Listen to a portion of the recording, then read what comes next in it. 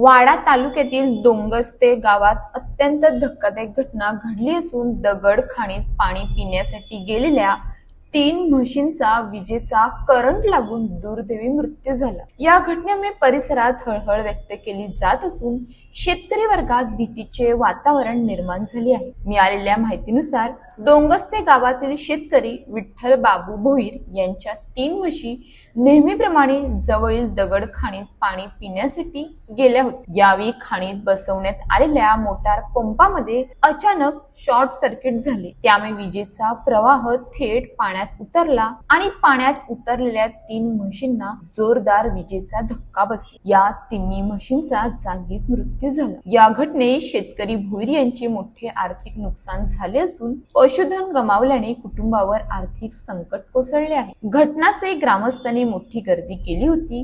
स्थानिक नागरिकांनी खदाणी परिसरात सुरक्षेच्या उपाययोजना नसल्याचा आरोप करत संताप व्यक्त केला आहे। ग्रामस्थांनी संबंधित खान मालकावर तातडीने कारवाई करण्याची मागणी केली असून मृत म्हशींची नुकसान भरपाई शासनाने त्वरित द्यावी अशी मागणी पुढे येत आहे।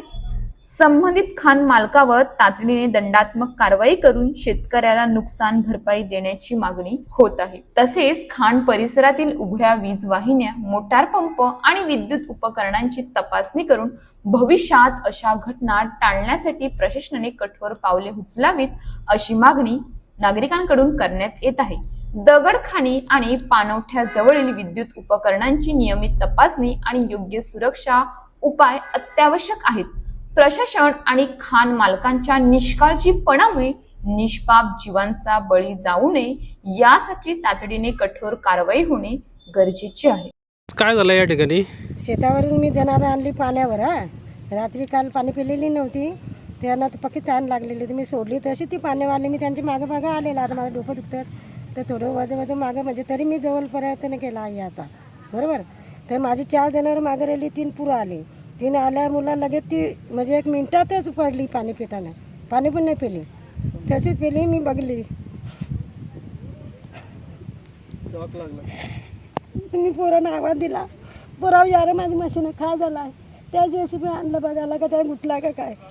तर मी ते जनावरांना पोरांना बोलून नाही केली, याला फोन केला घरी, पोराला बाबासला फोन केला, शेतावर होता त्याला बोलवला, मशीन काय झालं म्हणजे मी आमचा धंदा त्याच्यावर पोट भरा आहे, बरोबर। आमचं पोराला दूध घेऊन पाठवतो, आता आमची काय शेतीवारी नाही, घरची काय नाही, आम्ही पलाटला होता। रोज येता का तुम्ही? रोज शेतावर जाता येतं आम्हाला।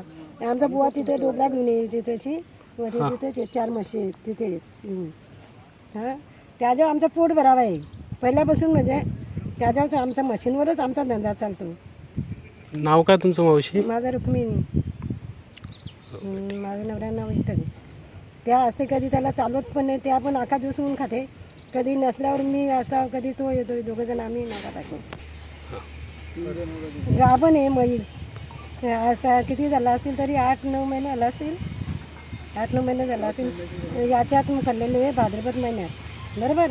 आता ती श्रावण महिन्याच्या आत येईल ते। आता एक ती पाटी जवान पाटी म्हणजे यंदा ती गाभण असते, बरोबर। नाही एक टाटे आहे, तो वारता टाटूक होता ना याला, त्याचं पण आज 60-70 हजार रुपयाची वर किंमत झाली बारक्याची।